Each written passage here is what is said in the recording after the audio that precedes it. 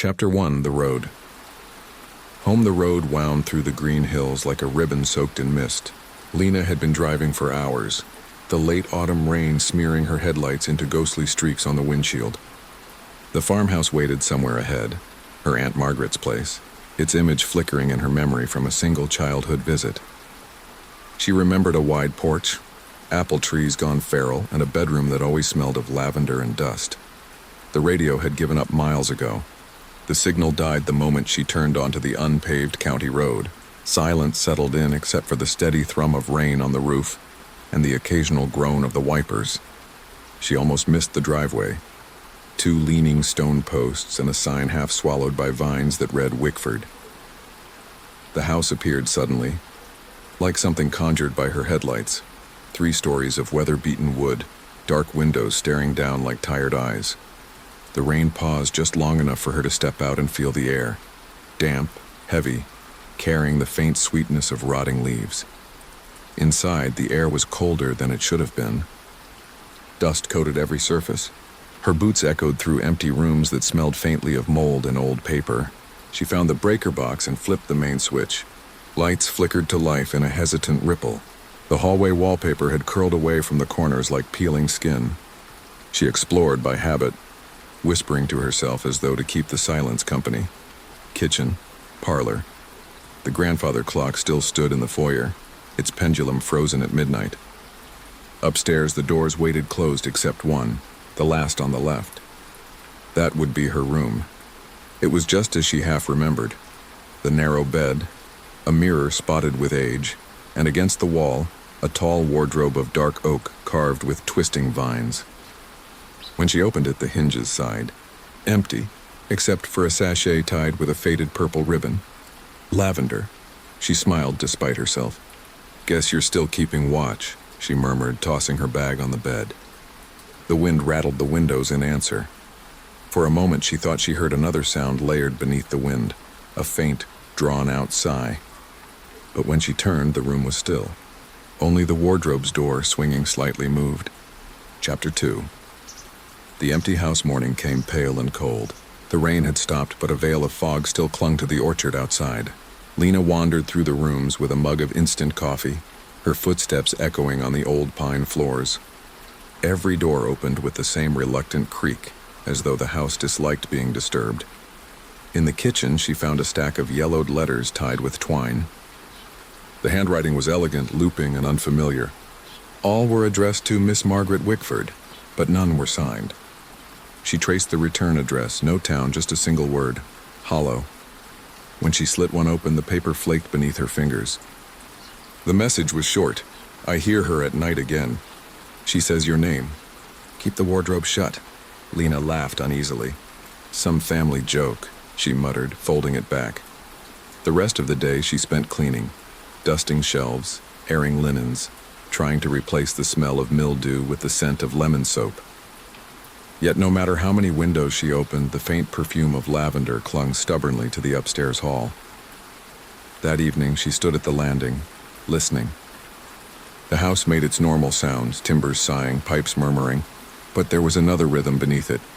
A slow, almost conversational whispering that rose and fell like someone speaking through cloth. It seemed to drift from her room. She stepped inside. The wardrobe door hung slightly ajar. "Didn't I close you?" she whispered. Her voice disappeared into the hush. She crossed the room, pushed the door shut, and leaned her weight against it until the latch caught. The air smelled stronger now, lavender and something else. Damp earth. Chapter 3. The Wardrobe. That night she dreamt she was small again, hiding in that same wardrobe. She could feel the grain of the wood under her fingers, hear rain tapping on the roof. Someone outside the door whispered softly, not menacing but pleading, "Let me out. Please, I'm so cold." She woke with her heart pounding. Dawn leaked gray through the curtains. The wardrobe stood quiet in its corner. "Get a grip, Lena," she told herself, forcing a laugh. She crossed to the wardrobe and opened it wide. Empty except for the lavender sachet. The scent was dizzying now, almost syrupy. She lifted it. Dust spilled from the fabric like ash. She changed clothes, trying not to glance at the mirror. When she finally did, she startled. Her reflection seemed half a second behind her, as though it needed time to remember what to do. She blamed the warped glass, the lack of sleep. By mid-morning, she drove into town for supplies. The locals watched her like they'd been expecting her. The woman behind the grocery counter smiled politely until Lena mentioned the farmhouse. Then her face changed, the smile folding inward. "You're staying there?" she asked softly. "Just cleaning it up. My aunt left it to me." The woman hesitated. "Then keep the upstairs windows closed at night. The wind from the hollow carries strange things." Lena laughed, though it came out thin. "I'll keep that in mind." When she returned that evening, the house smelled stronger of lavender than ever. Too strong, like flowers left to rot in water. And from upstairs came the soft sound of hinges sighing open. Chapter 4. The first night rain pressed against the windows in sheets, 1,000 tiny fingers. The house breathed with the storm, timbers creaking, shutters rattling. Lena lay awake, counting each sound, until the familiar hush between thunderclaps deepened into something heavier. From the wardrobe came 3 dull knocks. Thud, thud, thud. Her mouth went dry. "A pipe," she whispered. "It's just a pipe." But the knocks weren't hollow or metallic. They had weight, like knuckles on wood. She sat up, staring at the carved doors. The faint scent of lavender filled the room again, stronger now, sweet and cloying. "Hello?" she called, half laughing to mask the tremor in her voice. "If there's a raccoon in there, I'm selling the place." No answer, only the soft rasp of wood against wood, as though something inside shifted. She reached for the lamp switch, missed once, then managed to flood the room with light. The wardrobe stood still. She crossed to it, heart thudding, and yanked the door open. Empty, just the sachet swinging gently on its ribbon. She shut the door hard enough to rattle the mirror. From somewhere deep in the house came an echoing creak, like a footstep on a stair. Chapter 5. The morning after. Sunlight made the dust dance in bright columns. Lena laughed at herself over breakfast, half ashamed of her fear. Still, she noticed her hands shook when she lifted her mug. She spent the day exploring the attic, hoping to find anything that explained the house's strangeness. Instead, she found trunks of women's clothes, old photographs, and a child's toy horse missing an eye. In one photograph, her Aunt Margaret stood beside a young girl with Lena's same gray eyes. The back read, Clara, 1997. She'd never heard of a Clara. That evening, she called her mother. The line crackled. "Did Aunt Margaret have a daughter?" A pause. "No, dear." "Why do you ask?" "I found a picture." "Burn it," her mother said suddenly, her voice sharp. "Just don't keep things from that house." The call ended in static. Lena stared at the phone. From upstairs came a faint scrape, wood against floorboards. She set the picture face down and told herself she'd imagined it. Chapter 6. Town Secrets. At the cafe in town, people avoided her eyes. Only one elderly woman, Mrs. Brigham, spoke when Lena mentioned Wickford Farm. "You stay there alone?" "For now." Mrs. Brigham stirred her tea. "Place doesn't like to be empty." "Never did. What do you mean?" But the woman only said, "Keep your lights on at night. The dark has long memories in that house." Lena left unsettled. When she returned home, twilight had already pooled across the fields. The upstairs window of her room was glowing faintly, though she'd switched off every light before leaving. Inside, she found the lamp on and the wardrobe door open a few inches. A trail of lavender petals, where had they come from? Led from the wardrobe to the foot of her bed. She swept them up, muttering, "I'm not afraid of you." The house exhaled a long, wooden sigh in reply. Chapter 7. Lavender and dust sleep came in uneasy snatches. She dreamed of someone whispering her name from inside the wardrobe, over and over like a lullaby. When she woke, her pillow was damp with tears she didn't remember shedding. In daylight, she tried to busy herself. She cleaned, repaired a leaky faucet, made lists. But every time she passed her bedroom door, she caught that scent again. Lavender mixed with something sour, almost like decay. That night, the whispering began earlier. Between gusts of wind, she could hear syllables, a rhythm that almost formed words. She pressed her ear to the wardrobe door. "Please," she stumbled back. "Who's there?" Silence. Then the sachet inside shifted on its ribbon, though no breeze moved. Chapter 8. The chair determined to sleep. Lena dragged a heavy oak chair across the floor and jammed it under the wardrobe handle. The gesture felt childish but comforting. She fell asleep to the sound of rain. Sometime past midnight, a low scraping woke her. It came from the foot of the bed, the unmistakable groan of wood against wood. The chair was moving. She sat up. In the gray light leaking through the curtains, she saw it slide slowly aside as though pushed from within. The latch clicked. "Stop," she whispered. "Please stop." The door eased open a finger's width. The smell of damp earth rolled out, then stillness. Only her breathing, quick and shallow, filled the room. Chapter 9. The eye she didn't remember falling asleep again, but she woke before dawn to find the wardrobe slightly open. A sliver of darkness cut across the room. As her eyes adjusted, she saw movement behind the crack. Pale, round, and glinting. An eye, watching. Lena froze. The eye blinked once. She reached for the lamp, but the bulb flickered violently and went dark. When she looked back, the door was shut. By morning, she convinced herself it had been a dream, a trick of half-sleep. Still, she couldn't stop glancing at the wardrobe, waiting for it to breathe. That evening, she found fresh lavender scattered on her pillow. She hadn't put it there. Chapter 10. The voice speaks. The storm that night was the worst yet. Wind screamed through the eaves, rattling windows like hands trying to claw inside. Lena sat upright in bed, every light blazing.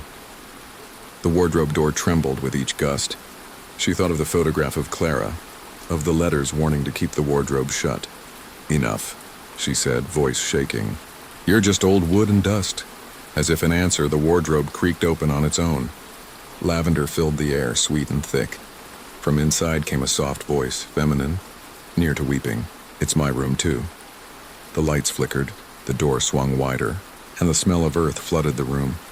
Lena backed against the wall, whispering, "Clara?" The whisper came again, closer now, almost at her ear. "I never left." Chapter 11. Echoes in the walls.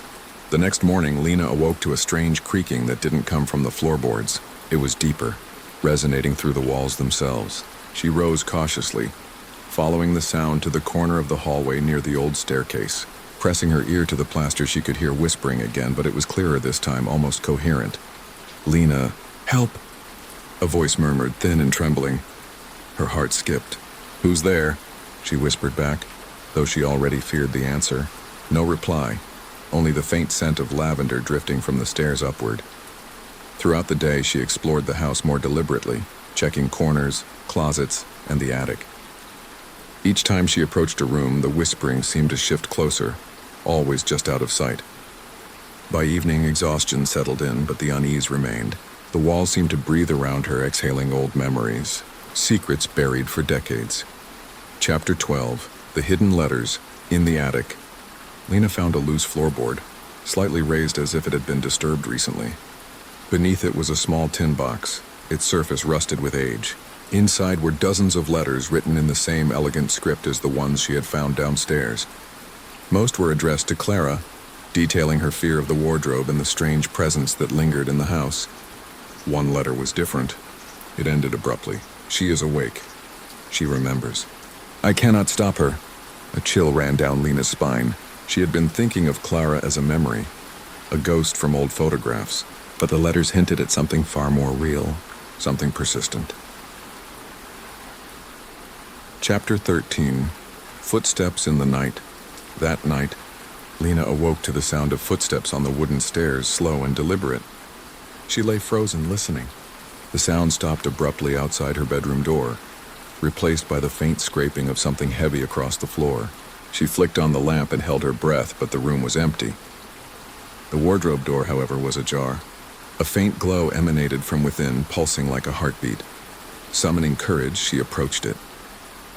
The scent of lavender was overpowering, mixed with the earthy smell of soil. "Clara?" she called. Silence, then a whisper. "It's my turn to show you." The door swung open slowly, and for a fleeting moment, she glimpsed a pale face staring at her from the darkness within. Chapter 14. The mirror's reflection. By day, the house seemed normal, almost welcoming. But at night, Lena began noticing her reflection in mirrors behaving strangely. Sometimes it lagged behind her movements. Sometimes it appeared to be smiling when she was not. One evening, she caught her reflection reaching toward the wardrobe while she sat frozen on the bed, unable to move her arms. She spun around. The wardrobe was closed. But the sachet of lavender inside had been untied, its contents spilling onto the floor. Picking it up, she noticed small droplets of what looked like dew, but with a faint red tinge. Chapter 15. The first confrontation, Lena decided she could no longer avoid it. Standing in front of the wardrobe with all the lights blazing, she spoke firmly. "Clara, I don't know what you want from me, but I'm not afraid." The air shimmered, the temperature dropping. The door creaked open, revealing nothing but darkness.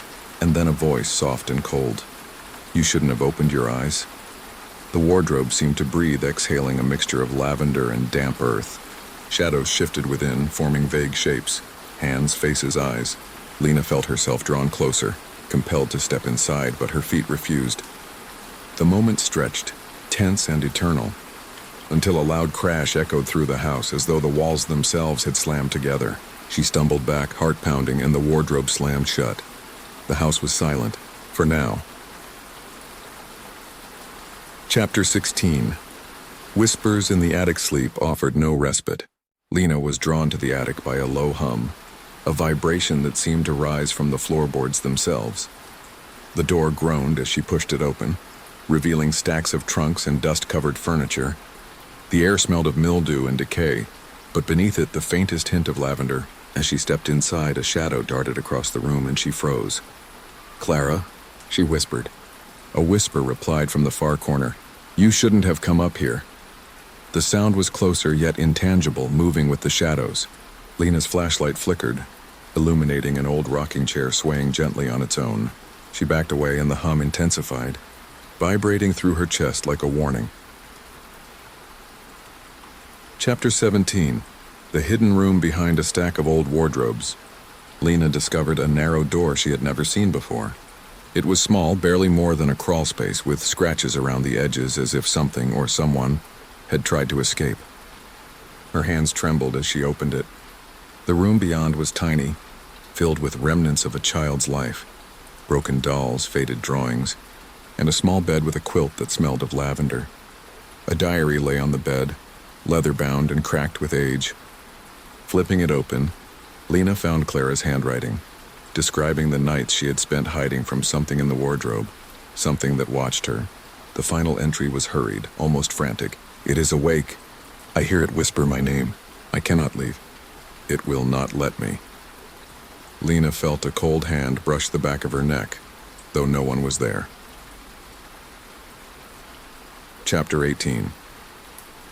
The cold breath night fell heavy and gray, bringing with it a suffocating cold. Lena lay in bed, listening to the wind lash against the windows.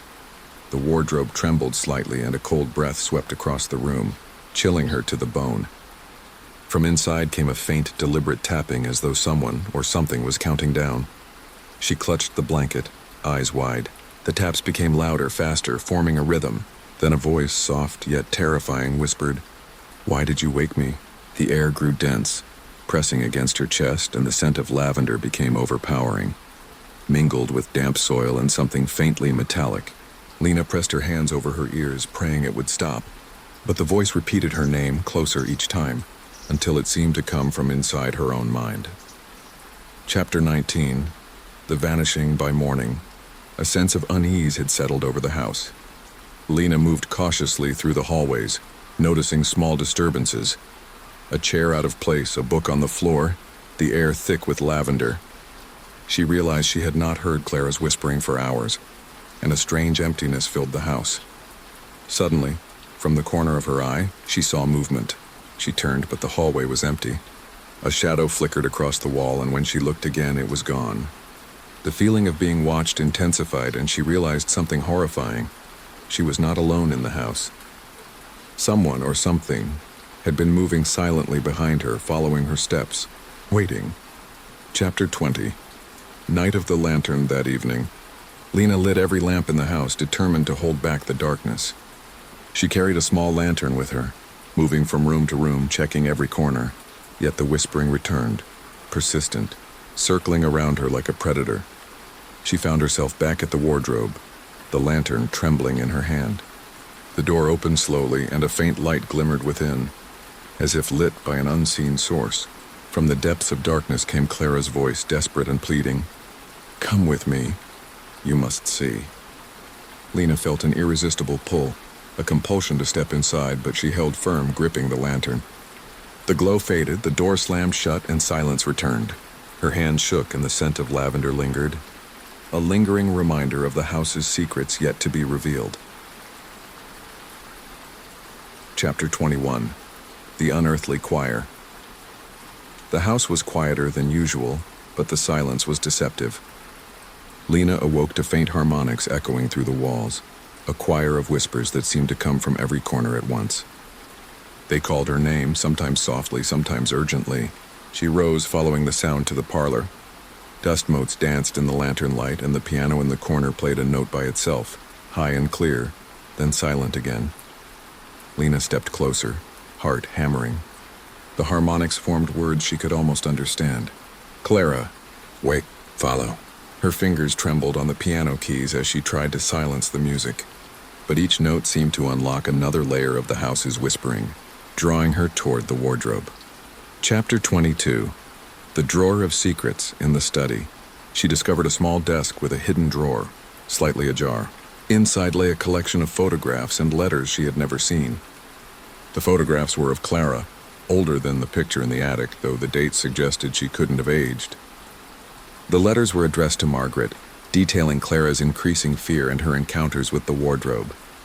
One letter read, "The door calls me every night. I see it in my dreams. I hear it in the walls. I cannot resist it." Lena's hands shook as she replaced the letters and tried to close the drawer, but it seemed to resist her. A faint knocking came from behind the wall, as if the house itself were listening. Chapter 23. The Shifting Floors. That night, Lena awoke to the sensation of movement beneath her feet. The floorboards groaned and shifted as if alive. She stood on the landing, gripping the railing, and watched as a faint mist rose from the floor, forming shapes, shadowy figures moving through the hallways. Indistinct yet unmistakably human, they paused whenever she looked directly at them and moved only when her eyes wandered. Panic gripped her chest. The wardrobe's door at the end of the hall swung open slowly, inviting her. A voice echoed from the darkness, "Come, see what I see." Lena forced herself to turn away, retreating to her bedroom and bolting the door. Chapter 24. The Candlelight. Path by evening, Lena was determined to understand the house's secrets. She lit candles and followed the faint scent of lavender, which seemed to form a path leading from her room to the attic. Every flicker of candlelight revealed shifting shadows, hints of movement at the edge of her vision. When she reached the attic, she found Clara's old trunk open, the diary she had discovered earlier lying atop a bed of lavender petals. As she read, the pages seemed to breathe and the words shimmered. "The door is alive, it waits. It remembers you." Outside, the wind howled, rattling the windows like teeth against glass. Lena's lantern trembled in her hands as the attic shadows stretched toward her. Chapter 25. The Portrait. While exploring the West Wing, Lena found a portrait of Clara as a young woman, eyes unnervingly lifelike, seeming to follow her as she moved. The frame was ornate, carved with vines and small faces peering out. A chill ran down her spine as she noticed that in the painting, Clara's hand reached toward a shadowed doorway, eerily resembling the wardrobe. A whisper filled the room. "See what I see." Lena stepped back, but the portrait seemed to shift subtly, the hand in the painting moving closer to the frame's edge. She realized the house was showing her its memories, or perhaps warning her of the danger yet to come. Chapter 26. The Locked Attic. The attic had always been partially locked, but now a keyhole glimmered in the dim candlelight. Lena found a small key in the drawer of Margaret's desk and with trembling hands inserted it. The door swung open, revealing a chamber shrouded in darkness and dust. The air smelled strongly of lavender and damp earth. Inside, she found more of Clara's belongings, journals, small toys, and a mirror covered with a cloth. As Lena approached, the mirror fogged from the cold and a face appeared, pale and sorrowful. "You shouldn't be here," it whispered. Lena's reflection stared back at her with fear, and behind it a shadow seemed to move independently. Chapter 27. The Voice of the Wardrobe. The wardrobe pulsed that night, as if breathing. Lena could hear Clara's voice emanating from within, clearer and more desperate than ever. "I am trapped. Help me." She pressed her hand against the wooden door, feeling the vibrations, the heartbeat of the house itself. The scent of lavender was overpowering, almost suffocating. She stepped back, realizing the wardrobe was more than furniture. It was a vessel, a prison, alive in its own malevolent way. Her reflection in the mirror warped, showing not her face but Clara's pale, frightened eyes. The whisper repeated, insistent, "You must enter. You must see." Chapter 28. The hidden passage. While examining the back of the wardrobe, Lena discovered a narrow seam in the wall, hidden behind the carved panels. Pushing it revealed a small passage, dark and musty. The air inside was colder, carrying the scent of earth and old wood. A faint light glimmered at the end. Heart pounding, she crept inside. The passage ended at a tiny chamber filled with candles and old letters pinned to the walls. Each letter described Clara's fears, the presence in the wardrobe, and the nights she spent pleading for freedom. Lena felt the weight of the house's history pressing down on her. In the center, a small figure shivered, an apparition of Clara, reaching toward her with desperate hands. Chapter 29. The Candle Flame. The flickering candlelight in the hidden chamber cast elongated shadows across the walls. Lena watched as the apparition of Clara moved toward the wardrobe, her figure wavering like smoke. The candle flames danced violently, responding to every shift of the ghostly form. "Clara, what do you want from me?" Lena whispered. The response was immediate, a chorus of her own name mingled with soft cries. "You must see what I see. You must understand." A draft blew through the room, extinguishing the candles and plunging everything into darkness, save for a faint glow from the wardrobe. Chapter 30. The pull of the dark. Lena felt a tug, as if invisible hands were drawing her toward the wardrobe. Her lantern wavered in her grip as the shadows around her thickened, taking shape and reaching out. She tried to resist, but her feet moved on their own, carrying her closer to the pulsing door. A voice, unmistakably Clara's, whispered urgently, "Enter." "See, understand." The pull intensified, and Lena found herself staring into the dark expanse of the wardrobe. Something moved within, coalescing into a swirling mass of shadow eyes and faces. It was alive, ancient, and filled with memory. Chapter 31. The Spiral of Shadows. Stepping closer, Lena felt the floor beneath her begin to twist, a gentle spiral pulling her toward the wardrobe. Each step seemed to echo through centuries, carrying whispers of those who had been trapped before. Faces formed in the shadows, children, women, men, all with the same pleading eyes as Clara. The wardrobe breathed in tandem with her own heartbeat. She reached out, trembling, and the moment her fingers brushed the wood, the door flung open. A darkness unlike any night sky enveloped her, and a single phrase echoed endlessly.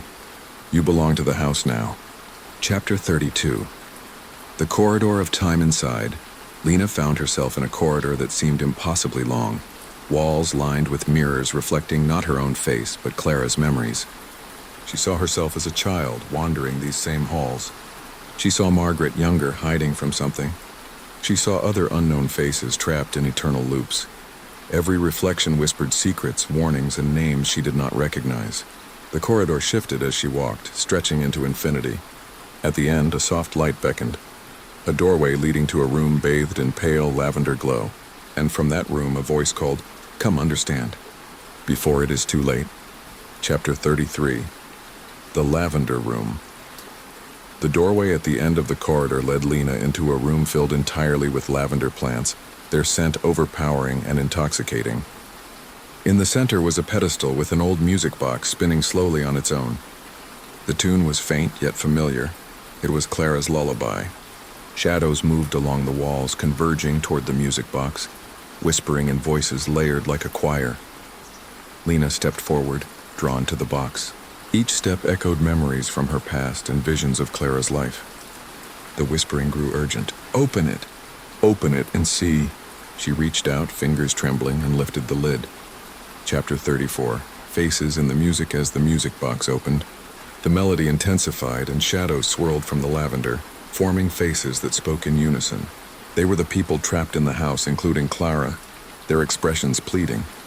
The room seemed to tilt and shift, and Lena realized the music box held their souls, bound by the wardrobe and the house's ancient power. "Release us," the voices chorused, and the walls of lavender began to twist, forming a spiral pathway toward the wardrobe. Lena felt the pull, the house demanding her compliance.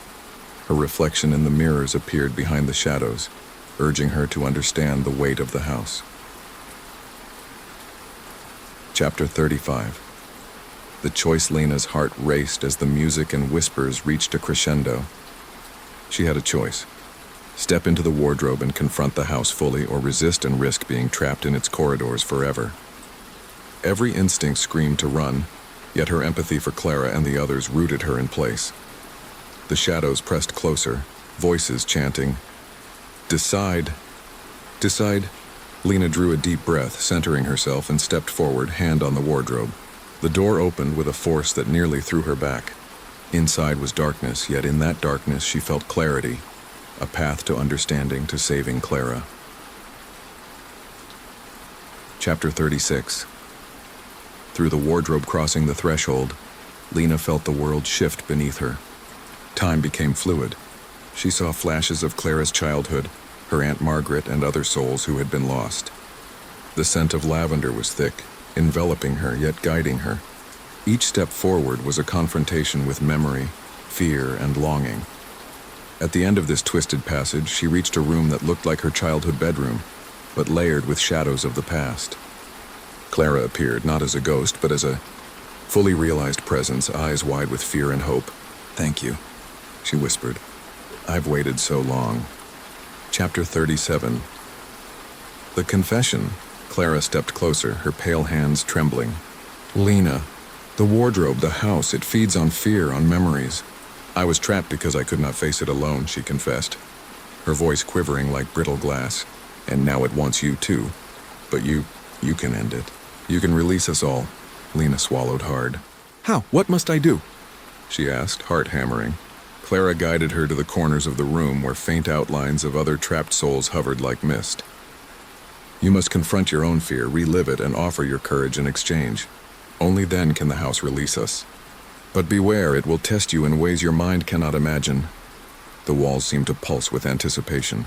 A chill swept through the room, and Lena could hear the whispers of countless voices, each echoing her own fears: failure, loneliness, regret. She drew a deep breath, trying to steady her trembling hands. Chapter 38. Trials of the Mind. The room around Lena began to twist and shift, turning into a labyrinth of memories and fears. Clara's voice guided her through the corridors. "Do not resist the memories, face them. Speak to them, Lena. Only then can the chains break."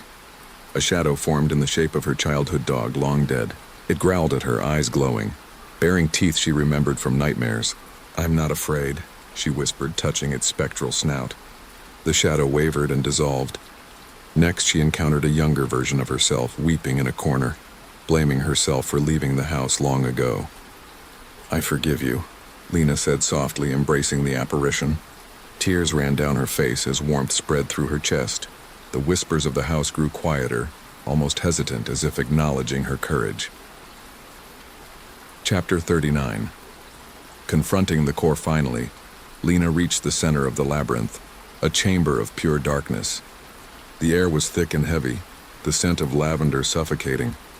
From the shadows emerged the core of the house, a swirling mass of light and darkness pulsing with every heartbeat. Eyes opened within the shadows, watching, judging, tempting her with visions of failure.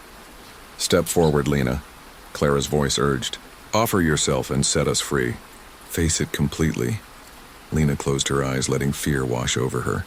She spoke aloud, naming every fear, every regret, every sorrow. As she did, the swirling core quivered, then began to dissipate like mist. The eyes blinked, fading one by one. A warmth spread through the room as light returned, illuminating Clara and the other spirits with a gentle glow. Chapter 40. Release. With a final tremor, the house sighed, a deep exhaling sound like centuries of pain being released. Shadows scattered, the whispers silenced. Clara smiled at Lena, tears shining. "It is done. We are free. You have freed us." The lavender scent softened, no longer suffocating but comforting. Lena looked around. The mirrors reflected only her own face now, no apparitions, no shadows. The wardrobe stood quietly in its corner, silent, lifeless. "Thank you, Lena," Clara whispered, her figure slowly dissolving into light. "Remember us kindly and live boldly." Lena stood alone, the house finally peaceful. The storm outside had passed. The sun rose, casting golden light through the windows, and for the first time in weeks she felt truly safe. Chapter 41. The morning after sunlight poured through the windows, warming the house for the first time in what felt like forever. Lena moved through the rooms, touching the furniture, breathing in the gentle scent of lavender. The oppressive feeling that had haunted her for weeks was gone. She opened the wardrobe carefully. It was empty, ordinary. No shadows, no whispers. As she descended the stairs, she noticed the walls seemed fresher, the dust less oppressive, as if the house itself were relieved. In the kitchen, sunlight danced across the counter, and she prepared herself a simple breakfast, savoring the mundane peace. Chapter 42. The letter's resolved curiosity led Lena back to the tin box in the attic. She carefully unpacked the letters and photographs, now able to read them without fear. They told the story of Clara's childhood, the presence in the wardrobe, and Margaret's attempts to protect her. Lena placed the letters in a neat pile, a sense of closure washing over her. One final note remained, folded in an envelope with her name. "You have been brave. Our stories are yours now. Carry them wisely." She felt a warmth in her chest, a connection to those who had been trapped and finally freed. Chapter 43. Returning to town, Lena ventured into town for the first time in weeks. The townsfolk greeted her normally, though she sensed a faint curiosity in their eyes. At the cafe, Mrs. Brigham nodded knowingly when Lena mentioned she had been staying at the farmhouse. "It's peaceful now, isn't it?" she asked. Lena smiled. Yes, finally. She realized she had grown stronger through the experience, more aware of her own courage and the resilience of the human spirit. The house had tested her, and she had endured. Chapter 44. Preparing to leave, Lena returned to the farmhouse with a renewed sense of purpose. She packed her belongings carefully, leaving the house orderly, respectful of the lives and stories it contained. She lingered in her room one last time, placing the lavender sachet back in the wardrobe. She whispered softly, "Thank you for trusting me." The room was silent, but for the first time the silence felt comforting. Not Amino. Chapter 45. A farewell walk before leaving the property. Lena wandered through the orchard, now golden with late autumn leaves. The apple trees, once gnarled and foreboding, seemed softened in the morning light. She ran her hand along the rough bark, feeling the life within. A soft breeze carried the faint scent of lavender, and she paused, thinking of Clara and the spirits she had freed. "Goodbye," she whispered, tears welling in her eyes. The breeze seemed to respond, rustling leaves gently, as if the house itself acknowledged her words. Chapter 46. Memories carved in wood. As Lena walked past the porch, she noticed the grandfather clock in the foyer. Its pendulum now swung steadily, marking time with calm certainty. The intricate carvings on the wardrobe and the furniture seemed less menacing, revealing the artistry beneath the age and neglect. She ran her fingers over the vines carved in oak, remembering Clara's face in the mirrors and the courage it had taken to face the house's darkness. The house seemed to breathe around her, a quiet companion finally at peace. Chapter 47. A friend in town. Back in town, Lena stopped at the cafe. Mrs. Brigham handed her a cup of tea without a word. They sat in silence, sipping the warm liquid, sharing a quiet understanding. "You've been through much," Mrs. Brigham said finally, "but the house doesn't hold on to anger forever. It respects bravery." Lena smiled, grateful for the calm presence. "I think I understand now," she said, "how stories, fear, and courage intertwine, and how sometimes facing darkness reveals your own light." Chapter 48. A letter. Left behind at home, Lena found an envelope in her bag, addressed in elegant script, her own name. Inside was a single note from Clara, written long ago but never sent. Live boldly and remember us kindly. You have seen what we endured, and you have helped us be free. Carry that with you always." The lavender sachet from the wardrobe had been tucked inside the letter, fragrant and comforting. Lena held it to her chest, feeling the weight of history, courage, and resolution. She knew she would carry the memory of Wickford forever, not with fear, but with gratitude and understanding. Chapter 49. The final glimpse, Lena returned to Wickford one last time, drawn not by fear, but by reverence. The house stood quietly among the trees, bathed in the golden light of sunset. She stepped onto the porch, noticing how every detail, from the carved oak to the stone posts, seemed softened, at peace. Inside, she walked through each room slowly, placing her hand on the wardrobe for the last time. It felt solid, ordinary, no longer pulsing or breathing. She whispered to the house, "Thank you for trusting me. I will remember you well." The air shimmered softly, and for a moment she thought she saw Clara smiling from the corner of her eye before fading into the sunlight. Chapter 50. A new dawn. Lena left Wickford Farm, walking down the winding road that had first brought her there. The world outside was ordinary yet vibrant. The fears of the house left behind, but their lessons carried within her. Each step felt lighter, filled with purpose and courage. As she reached the town, she looked back toward the hills. The farmhouse was no longer a place of dread, but a monument to resilience, memory, and bravery. A final breeze carried the scent of lavender, and Lena inhaled deeply, smiling. She knew the house, Clara, and all the lost souls would remain with her in spirit, guiding her in unseen ways. The sun rose fully, spilling golden light over the fields. Lena felt a calm strength, ready to embrace life fully, holding the story of Wickford and the courage it had inspired in her heart. The whisper in the wardrobe was silent finally, and peace settled over Wickford Farm and over her soul.